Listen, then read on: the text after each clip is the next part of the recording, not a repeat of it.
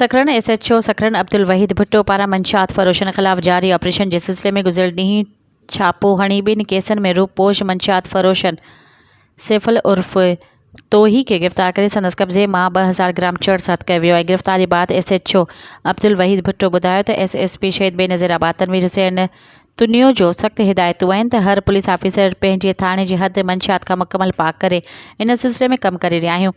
अल्हम्दुलिल्लाह हिन खां अॻु बि मंशियात फ़रोश गिरफ़्तार कया आहिनि। होॾां सखरन थाणे जी वॾी मुंशी आरिफ खोसो ॿुधायो त गिरफ़्तार जवाबदार मथां गुनाह नंबर 571/2024 कलम 91(3) तहत केस दाख़िल कयो वियो आहे। मज़ीद ख़बरनि ऐं तफ़सीलात लाइ विज़िट कयो असांजी वेबसाइट www.awamiNewsHD.com ऐं ॾिसंदा रहो अवामी न्यूज़ HD।